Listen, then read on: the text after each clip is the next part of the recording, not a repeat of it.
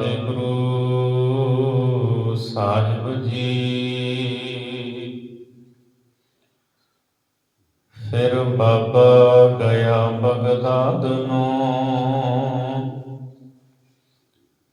ਬਾਹਰ ਜਾਏ ਕੀਆ ਅਸਥਾਨਾ। ਇੱਕ ਬਾਬਾ ਅਕਾਲ ਰੂਪ, ਦੂਜਾ ਰਬਾਬੀ ਮਰਦਾਨਾ। ਦਿੱਤੀ ਬਾਂਗ ਨਿਵਾਜ ਕਰ, ਸੁਨ ਸਮਾਨ ਹੋਆ ਜਹਾਨਾ।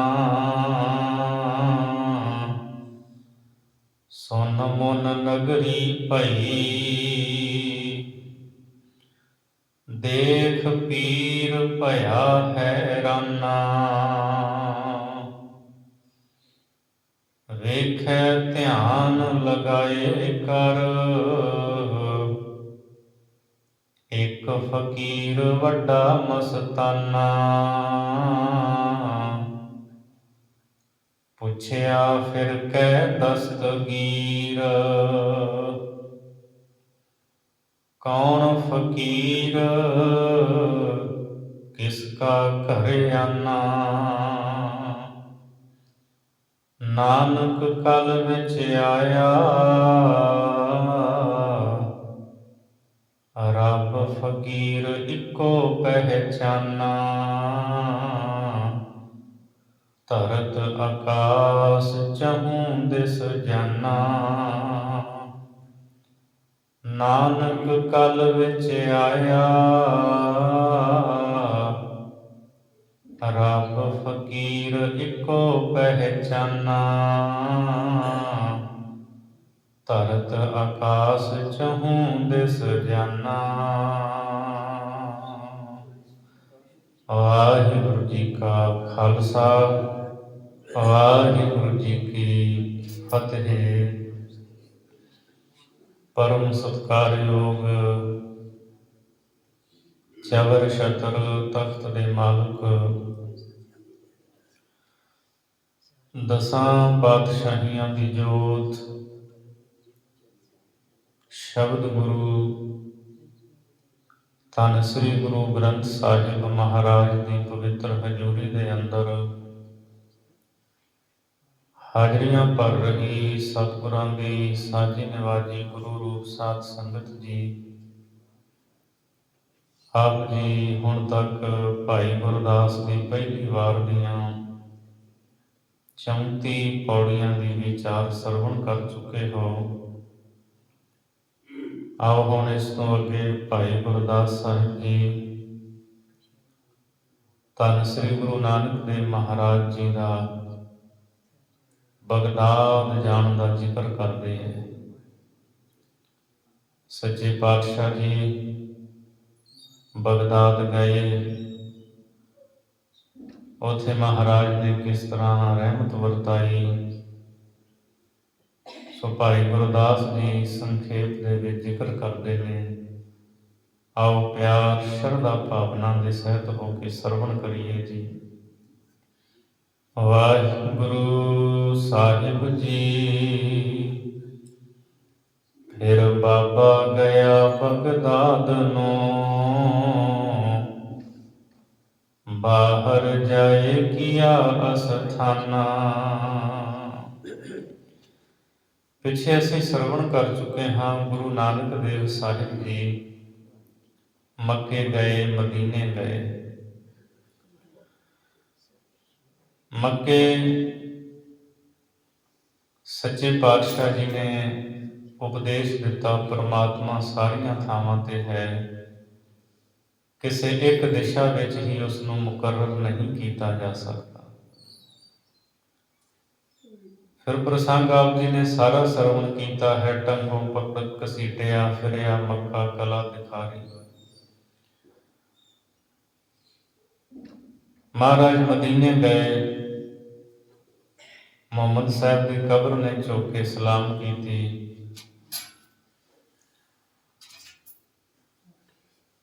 ਜਦੋਂ ਅਸੀਂ ਗੁਰੂ ਨਾਨਕ ਸਾਹਿਬ ਮਹਾਰਾਜ ਦਾ ਇਤਿਹਾਸ ਪੜ੍ਹਦੇ ਹਾਂ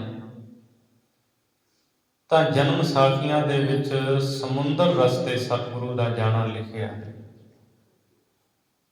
ਸਮੁੰਦਰੀ ਮਾਰਗ ਰਾਹੀਂ ਜੇ ਸਤਿਗੁਰੂ ਜਾਂਦੇ ਹੈ ਤਾਂ ਫਿਰ ਪਹਿਲਾਂ ਮੱਕੇ ਮਦੀਨੇ ਤੇ ਫਿਰ ਬਗਦਾਦ ਗਏ ਹੈ ਮਹਾਰਾਜ। ਪਰ ਜੇ ਤੁਸੀਂ ਇੱਧਰ ਕਹੋਗੇ ਖੁਸ਼ਕੀ ਮਾਰਗ ਰਾਹੀਂ ਸਤਿਗੁਰੂ ਜਾਣ, ਫਿਰ ਪਹਿਲਾਂ ਬਗਦਾਦ ਆਵੇਗਾ, ਬਾਅਦ ਵਿੱਚ ਮੱਕਾ ਮਦੀਨਾ ਆਵੇਗਾ। ਪਰ ਭਾਈ ਗੁਰਦਾਸ ਸਾਹਿਬ ਜੀ ਨੇ ਮੱਕੇ ਮਦੀਨੇ ਦਾ ਪਹਿਲਾਂ ਜ਼ਿਕਰ ਕੀਤਾ ਹੈ। ਜਨਮ ਸਾਖੀਆਂ ਦੇ ਵਿੱਚ ਵੀ ਸਮੁੰਦਰੀ ਰਸਤੇ ਦਾ ਜ਼ਿਕਰ ਹੈ। ਮੱਕੇ ਮਦੀਨੇ ਤੋਂ ਬਾਅਦ ਫਿਰ ਬਾਬਾ ਗਿਆ ਬਗਦਾਦ ਨੂੰ। ਗੁਰੂ ਬਾਬਾ ਧੰਨ ਗੁਰੂ ਨਾਨਕ ਦੇਵ ਮਹਾਰਾਜ ਜੀ ਬਗਦਾਦ ਸ਼ਹਿਰ ਵੱਲ ਨੂੰ ਗਏ। ਬਗਦਾਦ ਬੜਾ ਪੁਰਾਣਾ ਸ਼ਹਿਰ ਹੈ। ਇਹ ਮੁਸਲਮਾਨੀ ਮੱਤ ਦਾ, ਇਸਲਾਮ ਦਾ ਗੜ੍ਹ ਹੈ ਤੇ ਇੱਥੇ ਬੜੇ ਬੜੇ ਵੱਡੇ ਪੀਰ ਫਕੀਰ ਹੋਏ ਨੇ। ਅੱਜ ਕੱਲ੍ਹ ਮੇਰੇ ਖਿਆਲ ਇਰਾਕ ਦੀ ਰਾਜਧਾਨੀ ਹੈ। ਸੱਚੇ ਪਾਤਸ਼ਾਹ ਬਗਦਾਦ ਗਏ ਨੇ, ਬਾਹਰ ਜਾਏ ਕੀਆ ਅਸਥਾਨਾ, ਤੇ ਬਗਦਾਦ ਦੇ ਬਾਹਰ ਸਤਿਗੁਰੂ ਮਹਾਰਾਜ ਜੀ ਨੇ ਆਪਣਾ ਡੇਰਾ ਕੀਤਾ ਹੈ, ਟਿਕਾਣਾ ਕੀਤਾ। ਬਗਦਾਦ ਸ਼ਹਿਰ ਤੋਂ ਬਾਹਰ ਸੱਚੇ ਪਾਤਸ਼ਾਹ ਜੀ ਬੈਠ ਗਏ ਨੇ। ਇੱਕ ਬਾਬਾ ਅਕਾਲ ਰੂਪ, ਦੂਜਾ ਰਬਾਬੀ ਮਰਦਾਨਾ। ਭਾਈ ਗੁਰਦਾਸ ਜੀ ਕਹਿੰਦੇ ਇੱਕ ਬਾਬਾ ਅਕਾਲ ਰੂਪ, ਪ੍ਰਭੂ ਦਾ ਰੂਪ ਹੈ ਗੁਰੂ ਨਾਨਕ ਦੇਵ ਮਹਾਰਾਜ ਜੀ, ਅਕਾਲ ਰੂਪ, ਤੇ ਦੂਜਾ ਭਾਈ ਮਰਦਾਨਾ ਸਤਿਗੁਰੂ ਦੇ ਨਾਲ ਰਬਾਬ ਵਜਾਉਂਦੇ ਹੈ, ਰਬਾਬੀ ਹੈ। ਦੂਜਾ ਰਬਾਬੀ ਭਾਈ ਮਰਦਾਨਾ ਸੱਚੇ ਪਾਤਸ਼ਾਹ ਦੇ ਨਾਲ ਹੈ। ਦਿੱਤੀ ਬਾਂਗ ਨਿਵਾਜ ਕਰ, ਸੁਨ ਸਮਾਨ ਹੋਆ ਜਹਾਨਾ। ਬਗਦਾਦ ਜਾ ਕੇ ਗੁਰੂ ਨਾਨਕ ਸਾਹਿਬ ਜੀ ਨੇ ਬਾਂਗ ਦਿੱਤੀ ਹੈ। ਤੇ ਬੜੇ ਇਹ ਸ਼ਬਦ ਜਿਹੜੇ ਨੇ ਧਿਆਨ ਖਿੱਚਦੇ ਨੇ। ਦਿੱਤੀ ਬਾਂਗ ਨਿਵਾਜ ਕਰ। ਨਿਵਾਜ ਕਰ ਦਾ ਮਤਲਬ ਹੈ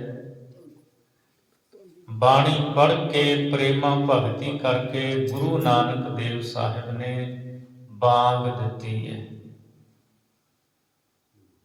ਪਰ ਜਿਹੜੇ ਇਸਲਾਮ ਵਾਲੇ ਨੇ ਉਹ ਨਮਾਜ਼ ਪੜ੍ਹਨ ਤੋਂ ਪਹਿਲਾਂ ਬਾਂਗ ਦਿੰਦੇ ਹੈ। ਭਾਈ ਗੁਰਦਾਸ ਜੀ ਕਹਿੰਦੇ ਨਿਵਾਜ ਕਰ, ਨਮਾਜ਼ ਕਰਕੇ ਬਾਂਗ ਦਿੱਤੀ ਹੈ। ਇਹ ਬਾਂਗ ਜਿਹੜੀ ਸਤਿਗੁਰੂ ਨੇ ਦਿੱਤੀ ਹੈ, ਇਹ ਉਹ ਬਾਂਗ ਨਹੀਂ ਸੀ ਜਿਹੜੀ ਰੋਜ਼ ਉੱਥੋਂ ਦੇ ਮੁਲਾਣੇ ਬਾਂਗ ਦਿੰਦੇ ਸਨ। ਇਹ ਬਾਂਗ ਹੋਰ ਸੀ। ਸ਼ਹੀਦ ਭਾਈ ਮਨੀ ਸਿੰਘ ਜੀ ਨੇ ਇਸ ਦਾ ਜ਼ਿਕਰ ਕੀਤਾ ਹੈ। ਗੁਰੂ ਨਾਨਕ ਸਾਹਿਬ ਜੀ ਨੇ ਕਿਹੜੀ ਬਾਂਗ ਦਿੱਤੀ? ਉਹ ਲਿਖਦੇ ਨੇ, ਮਹਾਰਾਜ ਨੇ ਉੱਚੀ ਆਵਾਜ਼ ਵਿੱਚ ਇਹ ਸ਼ਬਦ ਕਹੇ, ਸਤਿ ਸ੍ਰੀ ਅਕਾਲ, ਗੁਰ ਬਰ ਅਕਾਲ, ਕਰ ਕਰ ਪ੍ਰਣਾਮ, ਚਿਤ ਚਰਨ ਨਾਮ, ਪ੍ਰਭੂ ਕਿਰਪਾਲ, ਸੋ ਸਰਬ ਜੀਵਾਲ। ਸੱਚੇ ਪਾਤਸ਼ਾਹ ਨੇ ਉੱਚੀ ਆਵਾਜ਼ ਦੇ ਵਿੱਚ ਇਹ ਸ਼ਬਦ ਕਹੇ, ਸਤਿ ਸ੍ਰੀ ਅਕਾਲ, ਗੁਰ ਬਰ ਅਕਾਲ। ਜਦੋਂ ਇਸ ਤਰ੍ਹਾਂ ਗੁਰੂ ਬਾਬਾ ਜੀ ਨੇ ਬਾਂਗ ਦਿੱਤੀ, ਬਾਣੀ ਪੜ੍ਹ ਕੇ, ਨਿਵਾਜ ਕਰਦਾ ਭਾਵ ਬਾਣੀ ਪੜ੍ਹ ਕੇ, ਪ੍ਰੇਮਾ ਭਗਤੀ ਕਰਕੇ, ਸੁਨ ਸਮਾਨ ਹੋਆ ਜਹਾਨਾ। ਤੇ ਗੁਰੂ ਬਾਬੇ ਦੀ ਬਾਂਗ ਨੂੰ ਸੁਣ ਕੇ ਸਾਰਾ ਜਹਾਨ ਹੀ ਸੁੰਨ ਹੋ ਗਿਆ। ਜਿੰਨੇ ਵੀ ਗੁਰੂ ਬਾਬੇ ਦੀ ਬਾਂਗ ਨੂੰ, ਆਵਾਜ਼ ਨੂੰ ਸੁਣਿਆ, ਉਹ ਬਿਲਕੁਲ ਮਸਤੀ ਦੇ ਵਿੱਚ ਭਰ ਗਿਆ। ਉੱਥੇ ਹੀ ਬਹਿ ਗਿਆ, ਜਿੱਥੇ ਕੋਈ ਖਲੋਤਾ ਸੀ ਉੱਥੇ ਹੀ ਖਲੋਤਾ ਰਹਿ ਗਿਆ। ਸਾਰੇ ਪਾਸੇ ਚੁੱਪਚਾਪ ਵਰਤ ਗਈ, ਸਾਰਿਆਂ ਦੀ ਸਮਾਧੀ ਲੱਗ ਗਈ। ਸਤਿਗੁਰੂ ਦੀ ਆਵਾਜ਼ ਦੇ ਵਿੱਚ ਇੰਨੀ ਬਰਕਤ ਸੀ, ਜਿਨ੍ਹਾਂ ਜਿਨ੍ਹਾਂ ਦੇ ਕੰਨਾਂ ਵਿੱਚ ਇਹ ਆਵਾਜ਼ ਪਈ, ਉਹ ਸਾਰੇ ਹੀ ਇੱਕ ਮਸਤਾਨੀ ਅਵਸਥਾ ਦੇ ਵਿੱਚ, ਉਹ ਅਵਸਥਾ ਜਿਹਦੇ ਵਿੱਚ ਕੋਈ ਫੁਰਨਾ ਨਹੀਂ ਫੁਰਦਾ, ਐਸੀ ਚੁੱਪ-ਚਾਪ ਤੇ ਐਸੀ ਸ਼ਾਂਤੀ ਵਰਤ ਗਈ, ਉਹ ਅਵਸਥਾ ਵਿੱਚ ਚਲੇ ਗਏ। ਸੁਨ ਮੁਨ ਨਗਰੀ ਭਈ, ਦੇਖ ਪੀਰ ਭਇਆ ਹੈਰਾਨਾ। ਗੁਰੂ ਬਾਬੇ ਦੀ ਬਾਂਗ ਸੁਣ ਕੇ, ਆਵਾਜ਼ ਨੂੰ ਸੁਣ ਕੇ ਜਿਹੜੀ ਸਾਰੀ ਨਗਰੀ ਹੈ ਨਾ, ਬਗਦਾਦ ਨਗਰੀ, ਸੁਨ ਮੁਨ ਨਗਰੀ ਭਈ, ਇਹ ਸਾਰੀ ਨਗਰੀ ਜੜ ਹੋ ਗਈ, ਸਾਰੇ ਪਾਸੇ ਚੁੱਪ ਵਰਤ ਗਈ। ਤੇ ਬਗਦਾਦ ਦਾ ਜਿਹੜਾ ਪੀਰ ਹੈ, ਇਹਦਾ ਨਾਮ ਭਾਈ ਗੁਰਦਾਸ ਜੀ ਨੇ ਵੀ ਤੇ ਇਤਿਹਾਸਕਾਰਾਂ ਨੇ ਦਸਤਗੀਰ ਲਿਖਿਆ ਹੈ। ਦੇਖ ਪੀਰ ਭਇਆ ਹੈਰਾਨਾ। ਬਗਦਾਦ ਦੇ ਪੀਰ ਨੇ ਵੇਖਿਆ, ਹੈਰਾਨ ਹੋ ਗਿਆ, ਕਹਿੰਦਾ ਇਹ ਕੀ ਹੋਇਆ? ਇੱਕ ਐਸੀ ਆਵਾਜ਼ ਹੈ ਜਿਸ ਆਵਾਜ਼ ਨੂੰ ਸੁਣ ਕੇ ਸਾਰੇ ਸੁੰਨ ਹੋ ਗਏ ਨੇ, ਜੜ ਹੋ ਗਏ ਨੇ। ਪੀਰ ਦੀ ਹੈਰਾਨਗੀ ਦੀ ਹੱਦ ਨਾ ਰਹੀ, ਪੀਰ ਦਸਤਗੀਰ ਹੈਰਾਨ ਹੋ ਗਿਆ। ਅਸਲ ਦੇ ਵਿੱਚ ਜਿਹੜਾ ਇਹ ਪੀਰ ਦਾ ਨਾਮ ਦਸਤਗੀਰ ਹੈ, ਇਹਦਾ ਖਿਤਾਬ ਤਖੱਲਸ ਸੀ ਇਹਨਾਂ ਦਾ। ਅਬਦੁਲ ਕਾਦਰ ਜੀਵਾਲ, ਜੋ ਸਭ ਤੋਂ ਪਹਿਲਾਂ ਇੱਥੇ ਬਗਦਾਦ ਦੇ ਵਿੱਚ ਜਿਹੜੀ ਗੱਦੀ ਚੱਲਦੀ ਹੈ, ਉਹ ਉਸ ਗੱਦੀ ਦੇ ਮਾਲਕ ਸੀ ਅਬਦੁਲ ਕਾਦਰ, ਤੇ ਉਹਨਾਂ ਦਾ ਤਖੱਲਸ ਸੀ ਦਸਤਗੀਰ। ਦਸਤਗੀਰ ਦਾ ਅੱਖਰੀ ਅਰਥ ਹੁੰਦਾ ਹੈ, ਦਸਤ ਮੈਨੇ ਹੱਥ, ਹੱਥ ਨੂੰ ਫੜਨ ਵਾਲਾ, ਭਾਵ ਹੱਥ ਫੜ ਕੇ ਮਦਦ ਕਰਨ ਵਾਲਾ, ਲੋਕ ਪਰਲੋਕ ਵਿੱਚ ਬਾਂਹ ਫੜਨ ਵਾਲਾ, ਉਹਨੂੰ ਕਹਿੰਦੇ ਨੇ ਦਸਤਗੀਰ। ਸਭ ਤੋਂ ਪਹਿਲਾ ਜਿਹੜਾ ਪੀਰ ਸੀ ਅਬਦੁਲ ਕਾਦਰ, ਉਹਦਾ ਖਿਤਾਬ ਸੀ ਜਾਂ ਤਖੱਲਸ ਕਹਿ ਲਓ ਦਸਤਗੀਰ। ਫਿਰ ਉਹਦੇ ਤੋਂ ਬਾਅਦ ਜਿਹੜਾ ਵੀ ਗੱਦੀ ਤੇ ਬਹਿੰਦਾ ਸੀ, ਉਹਨੂੰ ਦਸਤਗੀਰ ਹੀ ਕਹਿੰਦੇ ਸੀ। ਦੂਜਾ, ਤੀਜਾ, ਚੌਥਾ, ਜਿਹੜਾ ਵੀ ਪੀਰ ਗੱਦੀ ਤੇ ਬੈਠਾ, ਉਹਨੂੰ ਦਸਤਗੀਰ ਕਹਿੰਦੇ ਆ। ਇਤਿਹਾਸਕਾਰ ਦੱਸਦੇ ਆ, ਜਦੋਂ ਗੁਰੂ ਨਾਨਕ ਸਾਹਿਬ ਜੀ ਬਗਦਾਦ ਗਏ ਹੈ, ਉਦੋਂ ਇਹ 27ਵਾਂ ਪੀਰ ਸੀ। ਅਬਦੁਲ ਕਾਦਰ ਤੋਂ ਲੈ ਕੇ 27ਵਾਂ ਇਹ ਪੀਰ ਸੀ, ਜਿਹਦਾ ਧੰਨ ਗੁਰੂ ਨਾਨਕ ਦੇਵ ਮਹਾਰਾਜ ਦੇ ਨਾਲ ਮਿਲਾਪ ਹੁੰਦਾ ਹੈ। ਸਾਰੇ ਇਤਿਹਾਸਕਾਰਾਂ ਨੇ ਗੁਰੂ ਨਾਨਕ ਦੇਵ ਸਾਹਿਬ ਜੀ ਦਾ ਬਗਦਾਦ ਜਾਣਾ ਲਿਖਿਆ ਹੈ, ਤੇ ਸਭ ਤੋਂ ਪਹਿਲੀ ਜਿਹੜੀ ਗਵਾਹੀ ਹੈ, ਇਹ ਭਾਈ ਗੁਰਦਾਸ ਸਾਹਿਬ ਨੇ ਦਿੱਤੀ ਹੈ। ਇੱਥੋਂ ਹੀ ਪੜ੍ਹ ਕੇ ਸਾਰੇ ਇਤਿਹਾਸਕਾਰਾਂ ਨੇ ਜ਼ਿਕਰ ਕੀਤਾ ਹੈ। ਤਾਂ ਜਦੋਂ ਗੁਰੂ ਬਾਬਾ ਜੀ ਨੇ ਬਾਂਗ ਦਿੱਤੀ, ਭਾਵ ਸਤਿ ਸ੍ਰੀ ਅਕਾਲ ਗੁਰਬਰ ਅਕਾਲ, ਇਹ ਵਚਨ ਕਹੇ, ਸ਼ਬਦ ਕਹੇ, ਸਾਰੀ ਨਗਰੀ ਹੀ ਸੁੰਨ ਮੁੰਨ ਹੋ ਗਈ, ਚੁੱਪ ਚਾਪ ਵਰਤ ਗਈ ਸਾਰੇ ਪਾਸੇ। ਪੀਰ ਦਸਤਗੀਰ ਵੇਖ ਕੇ ਹੈਰਾਨ ਹੋ ਗਿਆ। ਵੇਖੈ ਧਿਆਨ ਲਗਾਏ ਕਰ, ਇੱਕ ਫਕੀਰ ਵੱਡਾ ਮਸਤਾਨਾ। ਪਹਿਲਾਂ ਉਹ ਮਿਲਿਆ ਨਹੀਂ ਅਜੇ ਮਹਾਰਾਜ ਪਾਤਸ਼ਾਹ ਜੀ ਦੀ ਉਹ ਬਾਂਗ ਦੇ ਨਾਲ ਹੀ ਜਦੋਂ ਸੁੰਨ ਮੁੰਨ ਚਾਰੇ ਪਾਸੇ ਵਰਤ ਗਈ, ਫਿਰ ਦਸਤਗੀਰ ਇਹ ਵੀ ਪਹੁੰਚਿਆ ਹੋਇਆ ਸੀ। ਇਹਨੇ ਧਿਆਨ ਲਾ ਕੇ ਵੇਖਿਆ। ਭਾਈ ਗੁਰਦਾਸ ਜੀ ਕਹਿੰਦੇ ਨੇ, ਵੇਖੈ ਧਿਆਨ ਲਗਾਏ ਕਰ। ਇਹ ਉੱਥੋਂ ਹੀ ਬੈਠਾ ਧਿਆਨ ਲਾ ਕੇ ਦੇਖਦਾ ਹੈ, ਇੱਕ ਫਕੀਰ ਵੱਡਾ ਮਸਤਾਨਾ। ਇਹਨੇ ਜਾਣਿਆ ਕਿ ਕੋਈ ਇੱਕ ਫਕੀਰ ਹੈ, ਬੜਾ ਵੱਡਾ ਮਸਤਾਨਾ ਹੈ, ਬੇਪਰਵਾਹ ਹੈ, ਪਰਮਾਤਮਾ ਤੋਂ, ਖੁਦਾ ਤੋਂ ਬਿਨਾਂ ਕਿਸੇ ਹੋਰ ਦੀ ਪਰਵਾਹ ਨਹੀਂ ਰੱਖਦਾ, ਕਿਸੇ ਦੀ ਕੋਈ ਖਾਹਿਸ਼ ਨਹੀਂ ਰੱਖਦਾ। ਤਾਂ ਦਸਤਗੀਰ ਨੇ ਇਹ ਗੱਲ ਜਾਣ ਲਈ ਕਿ ਇਹ ਬੇਪਰਵਾਹ ਕੋਈ ਫਕੀਰ ਹੈ। ਪੁੱਛਿਆ ਫਿਰ ਕੈ ਦਸਤਗੀਰ, ਕੌਣ ਫਕੀਰ ਕਿਸ ਕਾ ਘਰ ਆਨਾ। ਆਖਰ ਜਿਹੜਾ ਦਸਤਗੀਰ ਪੀਰ ਹੈ, ਸਤਿਗੁਰੂ ਗੁਰੂ ਨਾਨਕ ਦੇਵ ਸਾਹਿਬ ਮਹਾਰਾਜ ਦੇ ਨਾਲ ਫਿਰ ਇਹਦਾ ਮਿਲਾਪ ਹੁੰਦਾ ਹੈ। ਇਤਿਹਾਸਕਾਰ ਜ਼ਿਕਰ ਕਰਦੇ ਨੇ, ਪਹਿਲਾਂ ਇਹ ਆਪਣੇ ਚੇਲੇ ਭੇਜਦਾ ਹੈ, ਤੇ ਜਦੋਂ ਮਹਾਰਾਜ ਬਗਦਾਦ ਇੱਕ ਰਾਤ ਟਿਕਦੇ ਆ, ਉੱਥੇ ਹੀ ਸਤਿਗੁਰੂ ਪਾਤਾਲਾ ਪਾਤਾਲ ਲੱਖ ਆਗਾਸਾ ਆਗਾਸ ਜਦੋਂ ਜਪਜੀ ਸਾਹਿਬ ਦੀ ਬਾਣੀ ਪੜ੍ਹਦੇ ਆ, ਇਹਦਾ ਮੁਰੀਦ ਆ ਕੇ ਦੱਸਦਾ ਹੈ ਕਿ ਬੜਾ ਵੱਡਾ ਕੁਫਰ ਤੋਲਿਆ ਜਾ ਰਿਹਾ ਹੈ ਇਸਲਾਮ ਦੇ ਗੜ੍ਹ ਦੇ ਵਿੱਚ, ਬਗਦਾਦ ਸ਼ਹਿਰ ਵਿੱਚ।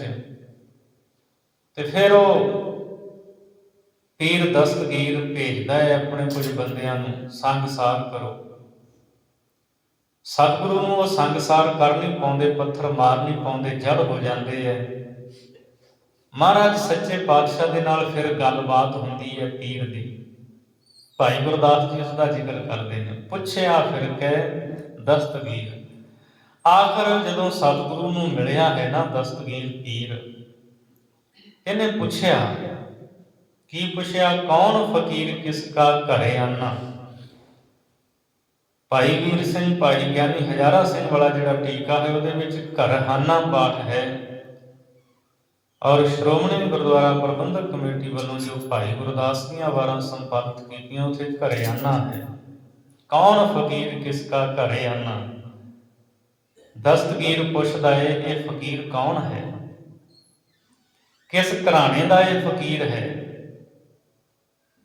ਭਾਵ ਇਸਨੇ ਕਿਹਦੇ ਤੋਂ ਭੇਖ ਲਿਆ ਹੋਇਆ ਹੈ, ਕਿਸ ਭੇਖ ਦਾ ਇਹ ਫਕੀਰ ਹੈ, ਉਹ ਥੋੜੀ ਬਹੁਤ ਜਾਣ ਪਛਾਣ ਕਰਵਾਓ। ਨਾਲ ਭਾਈ ਮਰਦਾਨਾ ਨੇ ਸਤਿਗੁਰੂ ਦੇ। ਫਿਰ ਭਾਈ ਮਰਦਾਨਾ ਜੀ ਬੋਲ ਕੇ ਦੱਸਦੇ ਨੇ ਪੀਰ ਦਸਤਗੀਰ ਨੂੰ, ਕੀ ਕਹਿੰਦੇ ਨੇ? ਨਾਨਕ ਕਲ ਵਿੱਚ ਆਇਆ, ਰੱਬ ਫਕੀਰ ਇੱਕੋ ਪਹਿਚਾਨਾ। ਪੀਰ ਦੇ ਪੁੱਛਣ ਤੇ ਭਾਈ ਮਰਦਾਨਾ ਜੀ ਦੱਸਦੇ ਨੇ, ਐ ਪੀਰ ਜੀ, ਇਹ ਧੰਨ ਗੁਰੂ ਨਾਨਕ ਦੇਵ ਸੱਚੇ ਪਾਤਸ਼ਾਹ ਜੀ ਮੇਰੇ ਮੁਰਸ਼ਦ ਹਨ, ਮੇਰੇ ਗੁਰੂ ਹਨ, ਤੇ ਕਲਯੁਗ ਵਿੱਚ ਇਹ ਸੰਸਾਰ ਦੇ ਭਲੇ ਲਈ ਆਏ ਹਨ। ਰੱਬ ਫਕੀਰ ਇੱਕੋ ਪਹਿਚਾਨਾ। ਇਹ ਆਪ ਹੀ ਰੱਬ ਰੂਪ ਫਕੀਰ ਹਨ, ਤੇ ਇਸ ਗੱਲ ਦੇ ਵਿੱਚ ਕੋਈ ਵੀ ਫਰਕ ਨਾ ਸਮਝਣਾ ਕਰ, ਕਿਉਂਕਿ ਦੁਨੀਆ ਦੇ ਲੋਕਾਂ ਨੂੰ, ਦੁਨੀਆ ਦੇ ਜਿੰਨੇ ਲੋਕ ਨੇ, ਸਾਰਿਆਂ ਨੇ ਇਹਨਾਂ ਨੂੰ ਰੱਬ ਦਾ ਰੂਪ ਹੀ ਜਾਣਿਆ ਹੈ। ਰੱਬ ਫਕੀਰ ਇੱਕੋ ਪਹਿਚਾਨਾ, ਅਥਵਾ ਰੱਬ ਦੇ ਭੇਖ ਦੇ ਇਹ ਫਕੀਰ ਹਨ, ਤੇ ਇੱਕ ਪਰਮਾਤਮਾ ਨੂੰ ਹੀ, ਇੱਕ ਖੁਦਾ ਨੂੰ ਇਹਨਾਂ ਨੇ ਪਛਾਣਿਆ ਹੈ। ਧਰਤ ਆਕਾਸ ਚਹੂੰ ਦਿਸ ਜਾਨਾ। ਧਰਤੀ ਆਕਾਸ਼ ਚਾਰੇ ਦਿਸ਼ਾਵਾਂ, ਪੂਰਬ ਪੱਛਮ ਉੱਤਰ ਦੱਖਣ, ਸਾਰਿਆਂ ਦੇ ਵਿੱਚ ਇਹਨਾਂ ਨੂੰ ਜਾਣਿਆ ਗਿਆ ਹੈ। ਇਹ ਸਾਰੇ ਪ੍ਰਸਿੱਧ ਨੇ, ਸਾਰੇ ਇਹਨਾਂ ਨੂੰ ਜਾਣਦੇ ਨੇ। ਇਹ ਗੁਰੂ ਨਾਨਕ ਦੇਵ ਜੀ ਹਨ। ਜਦੋਂ ਪੀਰ ਦਸਤਗੀਰ ਨੂੰ ਦੱਸਿਆ ਇਹ ਗੁਰੂ ਨਾਨਕ ਦੇਵ ਜੀ ਹਨ, ਹਿੰਦ ਤੋਂ ਆਏ ਨੇ, ਉਸ ਤੋਂ ਅੱਗੇ ਫਿਰ ਜਿਹੜਾ ਪੀਰ ਹੈ ਨਾ, ਸਾਧ ਸੰਗਤ ਤੋਂ ਚਰਚਾ ਕਰਦਾ ਹੈ, ਤਕਰਾਰ ਕਰਦਾ, ਝਗੜਾ ਕਰਦਾ ਹੈ। ਭਾਈ ਗੁਰਦਾਸ ਜੀ ਅਗਲੀ ਪੌੜੀ ਵਿੱਚ ਜ਼ਿਕਰ ਕਰਦੇ ਨੇ, ਪੁੱਛੇ ਪੀਰ ਤਕਰਾਰ ਕਰ, ਇਹੋ ਫਕੀਰ ਵੱਡਾ ਅਤਾਈ। ਜਦ ਵਿਚਾਰ ਵਟਾਂਦਰਾ ਹੋਇਆ, ਸਭ ਤੋਂ ਪਹਿਲਾਂ ਤਕਰਾਰ ਕਰਕੇ, ਝਗੜਾ ਕਰਕੇ ਪੀਰ ਨੇ ਪੁੱਛਿਆ। ਪੀਰ ਦਸਤਗੀਰ ਸੀ, ਕਿਉਂਕਿ ਮਹਾਰਾਜ ਨੇ ਉੱਥੇ ਪਾਤਾਲਾਂ ਪਾਤਾਲ ਲੱਖ ਆਗਾਸਾ ਆਗਾਸ ਗਾਇਆ। ਇਹ ਗੱਲਾਂ ਉਹਨਾਂ ਨੂੰ ਹਜਮ ਨਹੀਂ ਸੀ ਹੋਣੀਆਂ। ਉਹਨਾਂ ਨੂੰ ਗੁਰੂ ਬਾਬੇ ਦੀ ਬਾਂਗ ਵੀ ਚੰਗੀ ਨਹੀਂ ਲੱਗੀ, ਕਿਉਂਕਿ ਉਹਨਾਂ ਦੀ ਬਾਂਗ ਜਿਹੜੀ ਉਹ ਰੋਜ਼ ਦਿੰਦੇ ਸੀ, ਗੁਰੂ ਬਾਬੇ ਦੀ ਬਾਂਗ ਵੱਖਰੀ ਸੀ ਉਹਦੇ ਤੋਂ, ਉਹਨਾਂ ਦੀ ਵੱਖਰੀ ਸੀ। ਗੁਰੂ ਜੀ ਦੀ ਬਾਂਗ ਉਹਨਾਂ ਦੀ ਬਾਂਗ ਨਾਲ ਮੇਲ ਨਹੀਂ ਸੀ ਖਾਂਦੀ, ਤੇ ਤਕਰਾਰ ਹੋਇਆ, ਝਗੜਾ। ਪੁੱਛੇ ਪੀਰ ਤਕਰਾਰ ਕਰ। ਝਗੜਾ ਕਰਕੇ ਪੀਰ ਸਵਾਲ ਪੁੱਛਦਾ ਹੈ ਮਹਾਰਾਜ ਨੂੰ। ਉਹਨੇ ਕਈ ਸਵਾਲ ਜਵਾਬ ਕੀਤੇ, ਤੇ ਗੁਰੂ ਨਾਨਕ ਸਾਹਿਬ ਮਹਾਰਾਜ ਜੀ ਨੇ ਉਹਦੇ ਕੀਤੇ ਹਰ ਸਵਾਲ ਦਾ ਤਸੱਲੀ ਬਖਸ਼ ਉਹਨੂੰ ਜਦੋਂ ਜਵਾਬ ਦਿੱਤਾ, ਆਖਰ ਜਦੋਂ ਉਹਦੀ ਨਿਸ਼ਾ ਹੋ ਗਈ, ਫਿਰ ਉਹ ਬੋਲਿਆ, ਇਹੋ ਫਕੀਰ ਵੱਡਾ ਅਤਾਈ। ਕਹਿੰਦਾ ਇਹ ਜਿਹੜਾ ਹਿੰਦ ਤੋਂ ਫਕੀਰ ਆਇਆ ਹੈ ਨਾ, ਇਹ ਤਾਂ ਬਹੁਤ ਵੱਡਾ ਸ਼ਕਤੀ ਵਾਲਾ ਹੈ, ਸ਼ਕਤੀਵਾਨ ਹੈ, ਇਹ ਤਾਕਤ ਵਾਲਾ ਫਕੀਰ ਹੈ, ਇਹ ਵੱਡਾ ਹੈ। ਮਹਾਰਾਜ ਸੱਚੇ ਪਾਤਸ਼ਾਹ ਨੂੰ ਉਹਨੇ ਸਵਾਲ ਤਾਂ ਬਹੁਤ ਪੁੱਛੇ। ਸਾਡੇ ਇਤਿਹਾਸਕਾਰ ਵਿਦਵਾਨ ਸੱਜਣਾ ਨੇ ਜ਼ਿਕਰ ਕੀਤਾ ਹੈ, ਸਤਿਗੁਰੂ ਗੁਰੂ ਨਾਨਕ ਸਾਹਿਬ ਮਹਾਰਾਜ ਜੀ ਨੂੰ ਖਾਸ ਕਰਕੇ ਉਹਨੇ 3 ਸਵਾਲ ਪੁੱਛੇ ਸੀ। ਪਹਿਲਾ ਸਵਾਲ ਉਸਨੇ ਇਹ ਪੁੱਛਿਆ ਮਹਾਰਾਜ ਨੂੰ, ਕਹਿੰਦਾ ਇਹ ਦੱਸੋ ਇੱਕ ਖੁਦਾ ਜੋ ਹੈ ਉਹਦੇ ਤੋਂ ਪਹਿਲਾਂ ਕੀ ਸੀ। ਦੂਜਾ ਸਵਾਲ ਪੁੱਛਿਆ ਖੁਦਾ ਰਹਿੰਦਾ ਕਿੱਥੇ ਹੈ। ਤੀਜਾ ਸਵਾਲ ਪੁੱਛਿਆ ਖੁਦਾ ਕੀ ਕਰਦਾ ਹੈ, ਉਹਦਾ ਕੰਮਕਾਰ ਕੀ ਹੈ। ਸਤਿਗੁਰੂ ਨੇ ਪੀਰ ਦਸਤਗੀਰ ਦੇ ਸਵਾਲ ਸੁਣੇ। ਸੁਣ ਕੇ ਮਹਾਰਾਜ ਨੇ ਕਿਹਾ ਕਿ ਤੇਰੇ ਪਹਿਲੇ ਸਵਾਲ ਦਾ ਮੈਂ ਜਵਾਬ ਦਿਆਂਗਾ। ਪਹਿਲੋਂ ਇੱਕ ਥਾਲ ਦੇ ਵਿੱਚ ਮੋਤੀ ਭਰ ਕੇ ਲਿਆ। ਪੀਰ ਦਸਤਗੀਰ ਉਹਦੇ ਮਨ ਵਿੱਚ ਆਇਆ ਵੀ ਇਹ ਕੈਸਾ ਫਕੀਰ ਹੈ,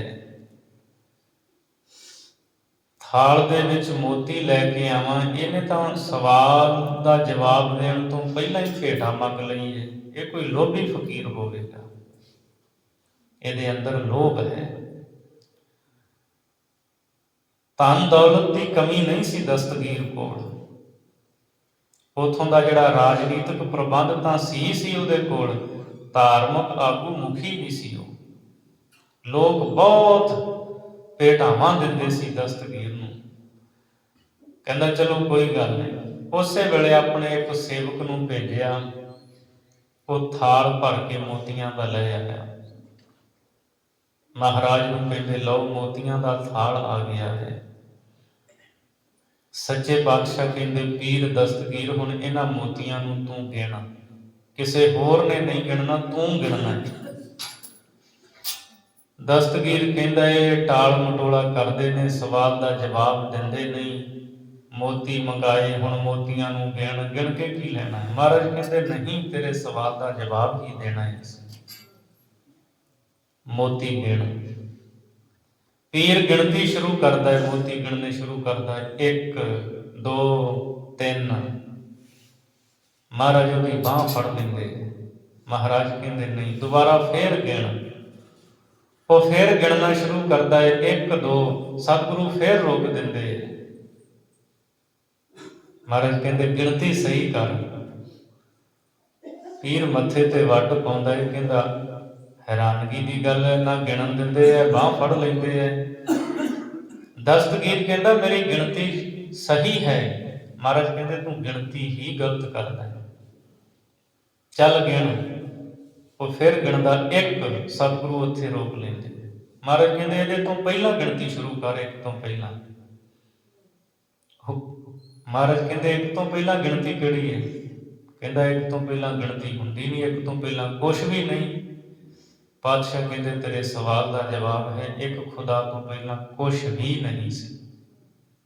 ਤੂੰ ਪੁੱਛਿਆ ਨਾ ਖੁਦਾ ਤੋਂ ਪਹਿਲਾਂ ਕੀ ਸੀ, ਤੂੰ ਗਿਣਤੀ 1 ਤੋਂ ਸ਼ੁਰੂ ਕਰਦਾ ਹੈ, 1 ਤੋਂ ਪਹਿਲਾਂ ਤੂੰ ਕਹਿੰਦਾ ਕੋਈ ਗਿਣਤੀ ਨਹੀਂ। ਮਹਾਰਾਜ ਕਹਿੰਦੇ ਬਸ ਇੱਕ ਖੁਦਾ ਤੋਂ ਪਹਿਲਾਂ ਕੁਛ ਵੀ ਨਹੀਂ ਸੀ। ਇਹ ਤੇਰੇ ਪਹਿਲੇ ਸਵਾਲ ਦਾ ਜਵਾਬ ਹੈ। ਇਹ ਜਿੰਨੀ ਰਚਨਾ ਇਹ ਤਾਂ ਬਾਅਦ ਵਿੱਚ ਸਿਰਜੀ ਹੈ ਨਾ ਪਰਮੇਸ਼ਰ ਨੇ।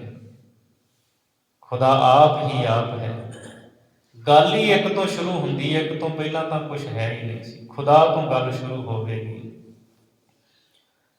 ਦੂਜਾ ਸਵਾਲ ਸੀ ਪੀਰ ਦਾ, ਖੁਦਾ ਰਹਿੰਦਾ ਕਿੱਥੇ ਹੈ। ਮਹਾਰਾਜ ਕਹਿੰਦੇ ਸਾਡਾ ਆਪਣਾ ਢੰਗ ਹੈ ਤੇਰੇ ਸਵਾਲਾਂ ਦਾ ਜਵਾਬ ਦੇਣ ਦਾ। ਮਹਾਰਾਜ ਕਹਿੰਦੇ ਦੁੱਧ ਮੰਗਾਓ। ਪੀਰ ਨੇ ਸੋਚਿਆ ਕਿ ਸ਼ਾਇਦ ਦੁੱਧ ਪੀਣ ਦੀ ਚਾਹਨਾ ਹੋਵੇਗੀ, ਕਿਉਂਕਿ ਜਿਸ ਖਿੱਤੇ ਦੇ ਵਿੱਚੋਂ ਇਹ ਆਏ ਨੇ ਉੱਥੋਂ ਦੇ ਲੋਕ ਦੁੱਧ ਪੀਣ ਦੇ ਬੜੇ ਸ਼ੌਕੀਨ ਹਨ। ਦੁੱਧ, ਦਹੀਂ, ਲੱਸੀ, ਇਹ ਚੀਜ਼ਾਂ ਇਹਨਾਂ ਨੂੰ ਬਹੁਤ ਚੰਗੀਆਂ ਲੱਗਦੀਆਂ ਨੇ। ਫਕੀਰ ਨੇ ਉਸੇ ਵੇਲੇ ਆਪਣੇ ਸੇਵਕਾਂ ਨੂੰ ਕਿਹਾ ਦੁੱਧ ਲੈ ਕੇ ਆਓ। ਸੇਵਕ ਦੁੱਧ ਦਾ ਕਟੋਰਾ, ਇੱਕ ਵੱਡਾ ਕੌਲਾ ਦੁੱਧ ਦਾ ਭਰ ਲਿਆਏ। ਗੁਰੂ ਨਾਨਕ ਸਾਹਿਬ ਦੇ ਅੱਗੇ ਕੀਤਾ। ਮਹਾਰਾਜ ਉਹਦੇ ਵਿੱਚ ਵੇਖਦੇ ਨੇ, ਬੜੇ ਧਿਆਨ ਦੇ ਨਾਲ ਦੁੱਧ ਵੱਲ ਵੇਖਦੇ ਹੈ। ਪੀਰ ਕਹਿੰਦਾ ਹੈ ਕਿ ਦੁੱਧ ਦੇ ਵਿੱਚ ਕੋਈ ਮੱਖੀ ਮੱਛਰ ਤਾਂ ਨਹੀਂ ਪੈ ਗਿਆ। ਮਹਾਰਾਜ ਕਹਿੰਦੇ ਨਹੀਂ, ਇਹਦੇ ਵਿੱਚ ਕੁਛ ਹੈ। ਪੀਰ ਵੀ ਦੇਖਦਾ ਹੈ, ਫਿਰ ਸੋਚਦਾ ਹੈ ਕਿ ਕਿਤੇ ਮੇਰੇ ਸੇਵਕਾਂ ਨੇ ਕੋਈ ਇਹੋ ਜਿਹੀ ਚੀਜ਼ ਨਾ ਦੁੱਧ ਵਿੱਚ ਮਿਲਾ ਦਿੱਤੀ ਹੋਵੇ, ਇਸ ਪੀਰ ਨੂੰ ਪਤਾ ਲੱਗ ਗਿਆ ਹੋਵੇ। ਸਤਿਗੁਰੂ ਫਿਰ ਕਹਿੰਦੇ ਨੇ ਦਸਤਗੀਰ ਨੂੰ ਵੀ ਇਹਦੇ ਵਿੱਚ ਕੁਛ ਹੈ। ਕਹਿੰਦਾ ਮਹਾਰਾਜ ਮੈਨੂੰ ਨਜ਼ਰ ਨਹੀਂ ਆਉਂਦਾ। ਪਾਤਸ਼ਾਹ ਕਹਿੰਦੇ ਧਿਆਨ ਨਾਲ ਵੇਖ। ਕਹਿੰਦਾ ਦੁੱਧ ਹੈ। ਮਹਾਰਾਜ ਕਹਿੰਦੇ ਤੂੰ ਇਹ ਦੱਸ ਇਹਦੇ ਵਿੱਚ ਘਿਓ ਹੈ ਕਿ ਨਹੀਂ। ਪੀਰ ਕਹਿੰਦਾ ਹੈ ਘਿਓ ਤਾਂ ਹੈ ਪਰ ਦਿਸਦਾ ਨਹੀਂ। ਮਹਾਰਾਜ ਕਹਿੰਦੇ ਬਸ ਰੱਬ ਜਰਰੇ ਜਰਰੇ ਵਿੱਚ ਹੈ, ਦਿਸਦਾ ਨਹੀਂ। ਇਹ ਤੇਰੇ ਦੂਜੇ ਸਵਾਲ ਦਾ ਜਵਾਬ ਹੈ। ਉਹ ਘਟ ਘਟ ਦੇ ਵਿੱਚ ਵਸਦਾ ਹੈ, ਹਰ ਥਾਂ ਤੇ ਵਸਦਾ ਹੈ ਉਹ ਹਰ ਥਾਂ ਤੇ ਪਰ ਦਿਸਦਾ ਨਹੀਂ। ਦੁੱਧ ਵਿੱਚੋਂ ਪ੍ਰਤੱਖ ਰੂਪ ਵਿੱਚ ਘਿਓ ਵੇਖਣ ਦੇ ਲਈ ਦੁੱਧ ਨੂੰ ਲੰਮੀ ਸਾਧਨਾ ਦੇ ਵਿੱਚੋਂ ਲੰਘਣਾ ਪੈਂਦਾ ਹੈ। ਜੇ ਬੰਦੇ ਨੇ ਖੁਦਾ ਨੂੰ ਪ੍ਰਤੱਖ ਵੇਖਣਾ ਹੋਵੇ, ਉਹਨੂੰ ਲੰਮੀ ਸਾਧਨਾ ਕਰਨੀ ਪੈਂਦੀ ਹੈ ਉਹ ਜਰਰੇ ਜਰਰੇ ਵਿੱਚ, ਪਰ ਇਹਦਾ ਨਹੀਂ ਉਹ ਨਜ਼ਰ ਆਉਂਦਾ। ਦੁੱਧ ਨੂੰ ਪਹਿਲਾਂ ਚੰਗੀ ਤਰ੍ਹਾਂ ਗਰਮ ਕੀਤਾ ਜਾਂਦਾ, ਜਮਾਇਆ ਜਾਂਦਾ, ਉਹਦਾ ਦਹੀਂ ਬਣਦਾ ਹੈ, ਫਿਰ ਕਿਤੇ ਰਿੜਕਿਆ ਜਾਂਦਾ ਹੈ, ਫਿਰ ਮੱਖਣ ਨਿਕਲਦਾ ਹੈ, ਫਿਰ ਕਿਤੇ ਜਾ ਕੇ ਘਿਓ ਬਣਦਾ ਹੈ। ਕਿੰਨੀ ਲੰਮੀ ਸਾਧਨਾ ਹੈ। ਤੇ ਦਹੀਂ ਜਦੋਂ ਜਮਾਇਆ ਜਾਂਦਾ ਉਦੋਂ ਉਹਨੂੰ ਟਿਕਾ ਚਾਹੀਦਾ, ਉਹ ਟਿਕਦਾ ਹੈ। ਤੇ ਜੇ ਜਾਗ ਲਾ ਕੇ ਕਾੜਨੀ ਹਿਲਦੀ ਰਹੀ ਤੇ ਦਹੀਂ ਥੋੜੀ ਜੰਮੇਗਾ। ਮਹਾਰਾਜ ਕਹਿੰਦੇ ਬਸ ਸਾਧਨਾ ਕਰਨ ਵਾਲਿਆਂ ਨੂੰ ਦਿਸਦਾ ਹੈ ਦਸਤਗੀਰ ਹੈ ਉਹ ਜਰਰੇ ਜਰਰੇ ਵਿੱਚ, ਪਰ ਨਜ਼ਰ ਨਹੀਂ ਆਉਂਦਾ, ਹਰ ਥਾਂ ਤੇ ਵਸਦਾ ਹੈ। ਇਹ ਤੇਰੇ ਦੂਜੇ ਸਵਾਲ ਦਾ ਜਵਾਬ ਹੈ। ਤੀਜਾ ਸਵਾਲ ਪੁੱਛਿਆ ਰੱਬ ਕੀ ਕਰਦਾ, ਖੁਦਾ ਕੀ ਕਰਦਾ ਹੈ। ਮਹਾਰਾਜ ਕਹਿੰਦੇ ਤੂੰ ਆਪਣੇ ਆਸਣ ਤੋਂ ਉੱਠ ਕੇ ਹੇਠਾਂ ਆ, ਤੇਰੇ ਤੀਜੇ ਸਵਾਲ ਦਾ ਜਵਾਬ ਫਿਰ ਦੇਵਾਂਗੇ। ਉਹ ਕਹਿੰਦਾ ਮਹਾਰਾਜ ਦੋ ਸਵਾਲਾਂ ਦੇ ਜਵਾਬ ਦੇ ਦਿੱਤੇ, ਇਹ ਵੀ ਦੇ ਦਿਓ। ਮਹਾਰਾਜ ਕਹਿੰਦੇ ਇਸ ਤਰ੍ਹਾਂ ਨਹੀਂ। ਉਹ ਕਹਿੰਦਾ ਚਲੋ ਕੋਈ ਗੱਲ ਨਹੀਂ, ਸਵਾਲ ਦਾ ਜਵਾਬ ਤਾਂ ਲੈਣਾ। ਉਹ ਹੇਠਾਂ ਆਉਂਦਾ ਹੈ, ਮਹਾਰਾਜ ਤਾਂ ਉੱਚੇ ਆਸਣ ਤੇ ਬੈਠ ਜਾਂਦੇ ਹੈ, ਅੱਖਾਂ ਬੰਦ ਕਰਕੇ ਬੈਠੇ ਰਹਿੰਦੇ ਆ। ਪੀਰ ਦਸਤਗੀਰ ਵੇਖਦਾ ਜਵਾਬ ਦੇਣਗੇ। ਆਖਰ ਪੀਰ ਨੂੰ ਬੋਲਣਾ ਪੈਂਦਾ, ਕਹਿੰਦਾ ਮਹਾਰਾਜ ਦੱਸੋ ਜਵਾਬ ਦਓਗੇ ਕਿ ਨਹੀਂ, ਬੈਠੇ ਰਹੋਗੇ ਅੱਖਾਂ ਬੰਦ ਕਰਕੇ। ਪਾਤਸ਼ਾਹ ਕਹਿੰਦੇ ਅਜੇ ਵੀ ਨਹੀਂ ਸਮਝਿਆ। ਕਹਿੰਦਾ ਨਹੀਂ। ਮਹਾਰਾਜ ਕਹਿੰਦੇ ਰੱਬ ਇਹੀ ਕਰਦਾ ਹੈ, ਰੱਬ ਇਹੀ ਕਰਦਾ ਹੈ ਜੋ ਹੁਣੇ ਕੀਤਾ ਹੈ। ਤੇਰੇ ਵਰਗਿਆਂ ਨੂੰ ਤਖਤ ਤੋਂ ਲਾ ਕੇ ਹੇਠਾਂ ਬਿਠਾ ਦਿੰਦਾ ਹੈ ਤੇ ਮੇਰੇ ਵਰਗਿਆਂ ਨੂੰ ਤਖਤ ਦੇ ਉੱਤੇ ਬਹਾ ਦਿੰਦਾ ਹੈ। ਤੇ ਮਹਾਰਾਜ ਨੇ ਉਹਨੂੰ ਸਮਝਾਇਆ ਸੀ ਵੀ ਸਮਝ ਪੈ ਜਾਏ, ਜੇ ਰੱਬ ਚਾਹੇ ਜਿਹੜੇ ਹੇਠਾਂ ਬੈਠੇ ਨੇ ਗਰੀਬ ਨੂੰ ਉਹ ਤਖਤ ਤੇ ਬਿਠਾ ਕੇ ਸ਼ਹਿਨਸ਼ਾਹ ਬਣਾ ਦਿੰਦਾ ਹੈ ਤੇ ਵੱਡੇ ਵੱਡੇ ਰਾਜਿਆਂ ਨੂੰ ਤਖਤ ਤੋਂ ਹੇਠਾਂ ਲਾ ਦਿੰਦਾ ਹੈ। ਅਸੀਂ ਬਾਣੀ ਦੇ ਵਿੱਚ ਵੀ ਸਤਿਗੁਰੂ ਦੇ ਬਚਨ ਪੜ੍ਹਦੇ ਹਾਂ, ਰਾਜਾ ਸ਼ਰਮ ਮਿਤ ਨਹੀਂ ਜਾਣੀ ਤੇਰੀ। ਪਰਮਾਤਮਾ ਦੀ ਮਿਤ ਮਰਿਆਦਾ ਨੂੰ ਕੌਣ ਜਾਣ ਸਕਦਾ, ਕੋਈ ਨਹੀਂ ਜਾਣ ਸਕਦਾ। ਬਾਬੇ ਕਬੀਰ ਦਾ ਫਿਰ ਇਹ ਸਾਰਾ ਸ਼ਬਦ ਪੜੋ। ਮਾਲਕ ਜਦੋਂ ਰਹਿਮਤ ਕਰਦਾ ਨਾ, ਫਿਰ ਕੰਗਾਲਾਂ ਨੂੰ ਅਮੀਰ ਬਣਾ ਦਿੰਦਾ ਹੈ, ਭਿਖਾਰੀਆਂ ਨੂੰ ਰਾਜੇ, ਰਾਜਿਆਂ ਨੂੰ ਭਿਖਾਰੀ ਬਣਾ ਦਿੰਦਾ ਹੈ। ਇਹ ਕਰਦਾ ਹੈ ਖੁਦਾ। ਹੋਰ ਕਈ ਸਵਾਲ ਪੁੱਛੇ ਪੀਰ ਦਸਤਗੀਰ ਨੇ। ਜਦੋਂ ਨਿਸ਼ਾ ਹੋ ਗਈ ਪੀਰ ਦਸਤਗੀਰ ਦੀ, ਇਹੋ ਫਕੀਰ ਵੱਡਾ ਅਤਾਈ, ਤੇ ਆਪਣੇ ਨਾਲ ਦੇ ਸੰਗੀਆਂ ਸਾਥੀਆਂ ਨੂੰ ਕਹਿੰਦਾ ਹੈ ਫਕੀਰ ਬੜਾ ਵੱਡਾ ਤਾਕਤ ਵਾਲਾ ਹੈ। ਇੱਥੇ ਵਿੱਚ ਬਗਦਾਦ ਦੇ ਵੱਡੀ ਕਰਾਮਾਤ ਦਿਖਲਾਈ। ਇਸ ਫਕੀਰ ਨੇ ਇਸ ਬਗਦਾਦ ਸ਼ਹਿਰ ਦੇ ਵਿੱਚ ਬਹੁਤ ਵੱਡੀ ਕਰਾਮਾਤ, ਇਹਨੇ ਬੜੀ ਵੱਡੀ ਸ਼ਕਤੀ ਜਿਹੜੀ ਹੈ ਉਹ ਵਿਖਾਉਣਾ ਕੀਤੀ ਹੈ। ਪਾਤਾਲਾਂ ਪਾ ਆਕਾਸ ਲੱਖ, ਓੜਕ ਭਾਲੀ ਖਬਰ ਸੁਣਾਈ। ਗੁਰੂ ਨਾਨਕ ਸਾਹਿਬ ਨੇ ਉੱਥੇ ਗਾਇਆ, ਜਪਜੀ ਸਾਹਿਬ ਦੀ ਬਾਣੀ ਪੜ੍ਹੀ। ਅੰਮ੍ਰਿਤ ਵੇਲੇ ਨਾ ਇਸ਼ਨਾਨ ਕਰਕੇ ਜਦੋਂ ਇੱਕ ਰਾਤ ਸਤਿਗੁਰੂ ਠਹਿਰੇ, ਭਾਈ ਮਰਦਾਨੇ ਨੂੰ ਕਿਹਾ ਰਬਾਬ ਵਜਾ। ਤੇ ਭਾਈ ਮਰਦਾਨਾ ਜਾਣਦਾ ਸੀ। ਭਾਈ ਮਰਦਾਨੇ ਨੇ ਕਿਹਾ, ਗੁਰੂ ਬਾਬਾ ਜੀ, ਇਹ ਇਲਾਕਾ ਪਤਾ ਕਿਹੜਾ ਹੈ? ਇਹ ਬਗਦਾਦ ਹੈ, ਇਸਲਾਮ ਦਾ ਗੜ੍ਹ। ਇੱਥੇ ਸਰੋਦ ਦੀ ਮਨਾਹੀ ਹੈ, ਇੱਥੇ ਗਾਉਣਾ ਮਨਾ ਹੈ, ਇੱਥੇ ਅਸੀਂ ਰਾਗ ਨਹੀਂ ਗਾ ਸਕਦੇ। ਮਹਾਰਾਜ ਕਹਿੰਦੇ, ਮਰਦਾਨਿਆਂ ਤੂੰ ਰਬਾਬ ਦੀਆਂ ਤਾਰਾਂ ਛੇੜ, ਲੋਕ ਪੁੱਛਣਗੇ ਕਿਉਂ ਗਾਇਆ, ਤੇ ਉਹਨਾਂ ਨੂੰ ਦੱਸਾਂਗੇ ਕਾਰਨ ਕੀ ਹੈ ਗਾਉਣ ਦਾ। ਭਾਈ ਮਰਦਾਨੇ ਨੇ ਰਬਾਬ ਵਜਾਈ, ਸਤਿਗੁਰੂ ਨੇ ਉੱਥੇ ਬਾਣੀ ਦਾ ਕੀਰਤਨ ਕੀਤਾ। ਜਪਜੀ ਸਾਹਿਬ ਦੀ ਬਾਣੀ ਪੜ੍ਹੀ, ਨਾਲੇ ਇਹ ਪੌੜੀ ਸਤਿਗੁਰੂ ਨੇ ਉੱਚੀ ਆਵਾਜ਼ ਵਿੱਚ ਗਾਈ, ਜਿਹੜੀ ਅਸੀਂ ਰੋਜ਼ ਪੜ੍ਹਦੇ ਹਾਂ ਬਾਣੀ ਵਿੱਚੋਂ। ਪਾਤਾਲਾ ਪਾਤਾਲ ਲਖ, ਆਗਾਸਾ ਆਗਾਸ, ਓੜਕ ਓੜਕ ਭਾਲ ਥਕੇ, ਵੇਦ ਕਹਿਨ ਇਕ ਬਾਤ, ਸਹਿਸ 18 ਕਹਿਨ ਕਤੇਬਾ, ਅਸਰੂ ਇਕ ਤਾਤ। ਸਤਿਗੁਰੂ ਨੇ ਸਾਰੀ ਪੌੜੀ ਪੜ੍ਹੀ। ਤੇ ਪੀਰ ਦਸਤਗੀਰ ਦਾ ਇੱਕ ਮੁਰੀਦ ਸੀ, ਉਹਨੇ ਸੁਣਿਆ, ਜਾ ਕੇ ਦੱਸਿਆ ਪੀਰ ਨੂੰ ਵੀ ਬੜਾ ਕੁਫਰ ਤੋਲਿਆ ਜਾ ਰਿਹਾ। ਕੁਰਾਨ ਦੇ ਵਿੱਚ ਇਸਲਾਮ ਦੇ ਪੈਗੰਬਰਾਂ ਨੇ ਕਿਹਾ 14 ਤਬਕ ਹਨ, 7 ਆਕਾਸ਼ ਤੇ 7 ਪਤਾਲ। ਇੱਥੇ ਕੋਈ ਹਿੰਦ ਤੋਂ ਪੀਰ ਆਇਆ, ਉਹ ਕਹਿੰਦਾ ਲੱਖਾਂ ਹਨ।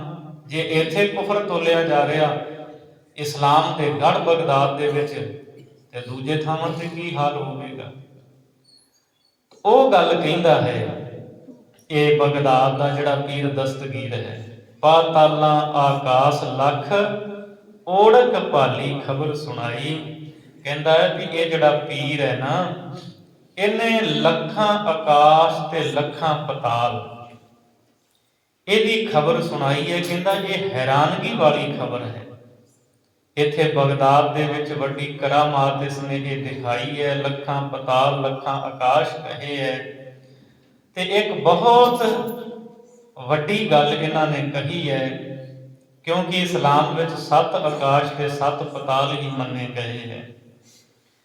ਫੇਰ ਦੁਰਾਇਨ ਦਸਤਗੀਰ, ਅਸੀਂ ਭੇਵੇਖਾਂ ਜੋ ਤੋਹਿ ਪਾਈ।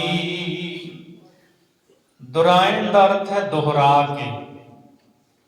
ਦੁਬਾਰਾ ਫੇਰ ਪੀਰ ਦਸਤਗੀਰ ਸੱਚੇ ਪਾਤਸ਼ਾਹ ਨੂੰ ਪੁੱਛਦਾ ਹੈ, ਕਹਿੰਦਾ ਮਹਾਰਾਜ, ਜਿਹੜੀ ਤੁਸੀਂ ਲੱਖਾਂ ਪਤਾਲ ਤੇ ਲੱਖਾਂ ਆਕਾਸ਼ ਵਾਲੀ ਗੱਲ ਕਹੀ ਹੈ, ਸਾਨੂੰ ਦਿਖਾਓਗੇ? ਅਸੀਂ ਭੇਵੇਖਾਂ ਜੋ ਤੋਹਿ ਪਾਈ, ਜਿਹੜੀ ਸ਼ਕਤੀ ਤੁਸੀਂ ਪ੍ਰਾਪਤ ਕੀਤੀ ਹੈ, ਤੁਸੀਂ ਲੱਖਾਂ ਪਤਾਲ ਲੱਖਾਂ ਆਕਾਸ਼ ਕਹਿੰਦੇ ਹੋ, ਦਿਖਾ ਸਕਦੇ ਹੋ? ਸਬੂਤ ਦੇ ਸਕਦੇ ਹੋ ਇਸ ਗੱਲ ਦਾ?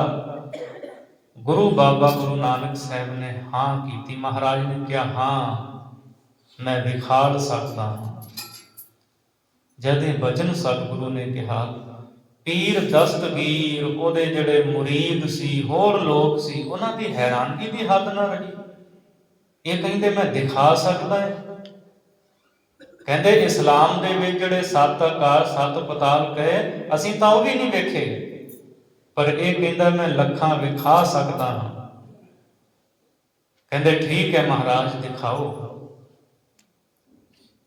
ਪੀਰ ਨੂੰ ਸੱਚੇ ਪਾਤਸ਼ਾਹ ਜੀ ਕਹਿੰਦੇ, ਗੱਲ ਇਹ ਹੈ, ਤੂੰ ਇਹ ਦੱਸ ਵੀ ਸਭ ਤੋਂ ਜ਼ਿਆਦਾ ਭਰੋਸਾ ਤੂੰ ਕਿਹਦੇ ਤੇ ਕਰਦਾ ਹੈ, ਅਸੀਂ ਉਹਨੂੰ ਦਿਖਾ ਦਿੰਦੇ ਹਾਂ।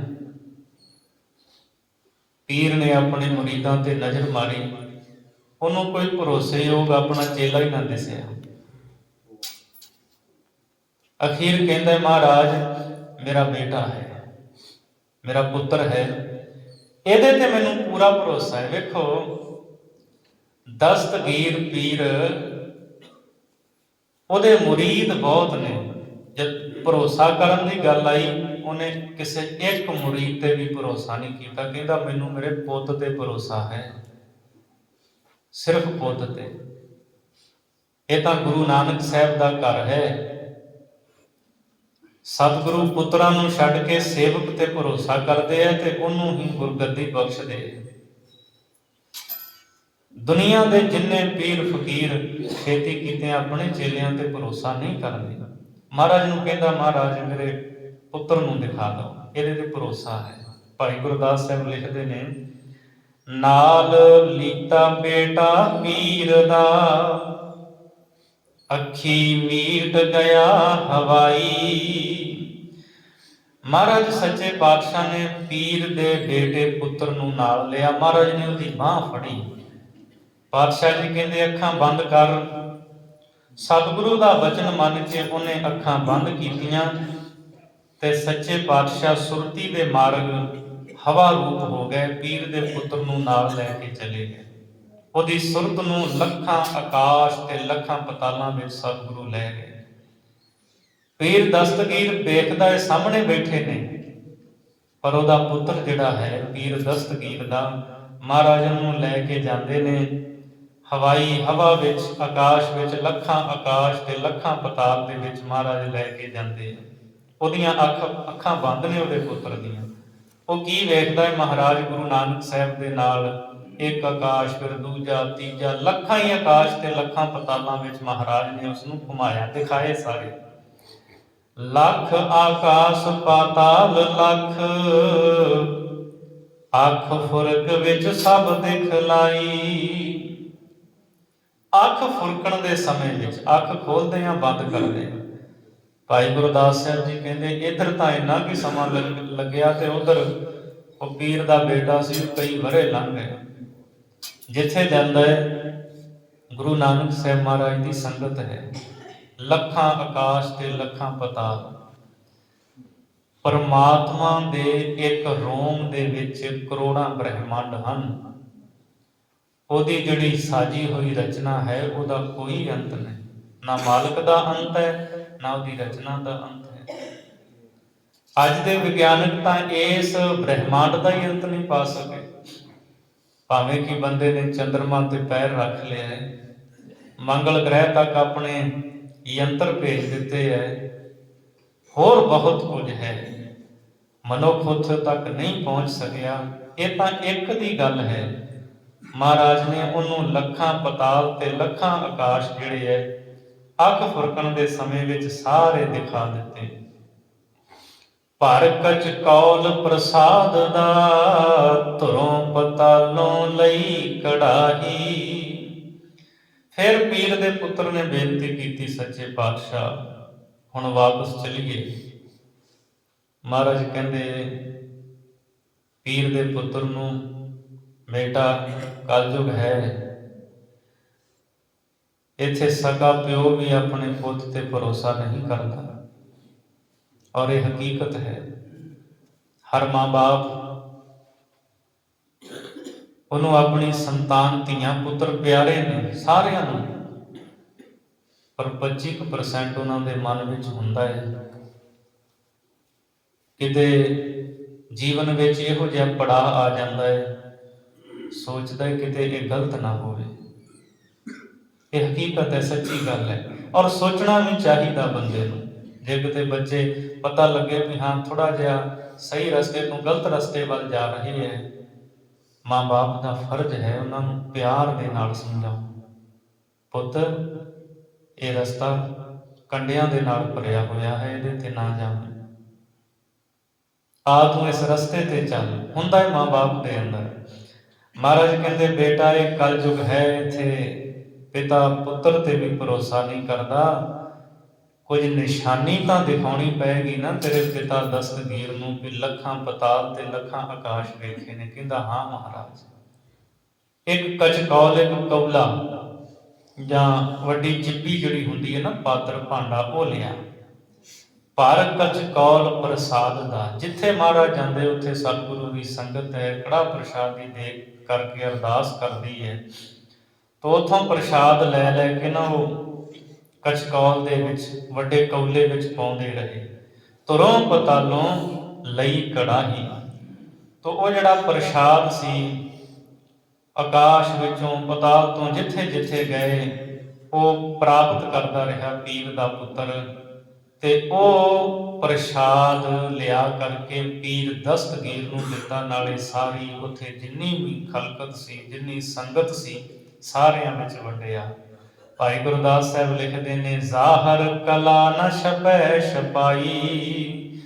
ਗੁਰੂ ਨਾਨਕ ਦੇਵ ਸੱਚੇ ਪਾਤਸ਼ਾਹ ਜੀ ਦੀ ਇਹ ਜ਼ਾਹਰ ਕਲਾ, ਪ੍ਰਤੱਖ ਕਰਾਮਾਤ ਹੈ, ਜਿਹੜੀ ਕਦੇ ਵੀ ਛੁਪਾ ਕੇ ਰੱਖੀ ਨਹੀਂ ਜਾ ਸਕਦੀ। ਜਿਹਨੂੰ ਕੋਈ ਨਹੀਂ ਲੁਕਾ ਸਕਦਾ। ਸੱਚੇ ਪਾਤਸ਼ਾਹ ਨੇ ਪੀਰ ਦਸਤਗੀਰ ਨੂੰ ਦੱਸਿਆ, ਪੀਰ ਦਸਤਗੀਰ, ਜੋ ਤੁਹਾਡੇ ਇਸਲਾਮ ਦੇ ਵਿੱਚ ਪੈਗੰਬਰ ਮੁਹੰਮਦ ਸਾਹਿਬ ਨੇ ਕਿਹਾ ਹੈ 14 ਤਬਕ ਹਨ, ਉਹ ਬਿਲਕੁਲ ਸਹੀ ਕਹੇ ਨੇ। ਕਿਉਂਕਿ ਜਿਹਨੂੰ 14 ਦੀ ਜਾਣਕਾਰੀ ਸੀ, ਜਿਹੜਾ 14 ਨੂੰ ਦੇਖਣ ਦੀ ਸਮਰੱਥਾ ਰੱਖਦਾ ਸੀ, ਉਹਨੇ 14 ਕਹਿ ਦਿੱਤੇ।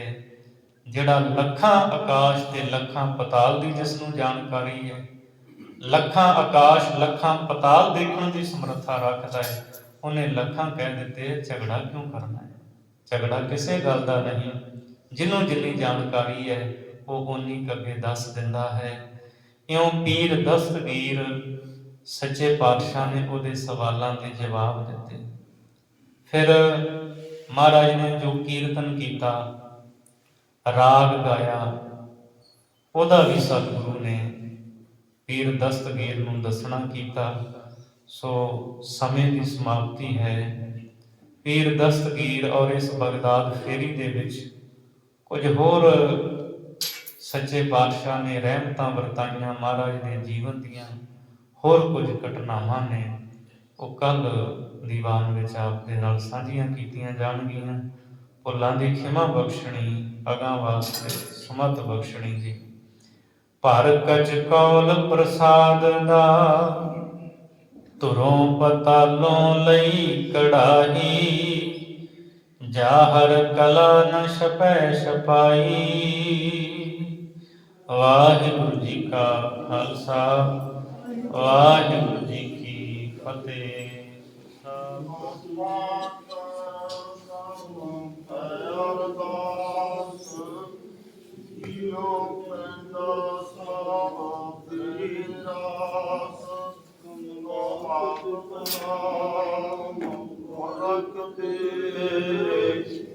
ਹਮਰੇ ਕਰਵਾਵੇਂ ਸੁਭਤੇ ਜੀ ਕੋਏ ਨ ਜਾਣ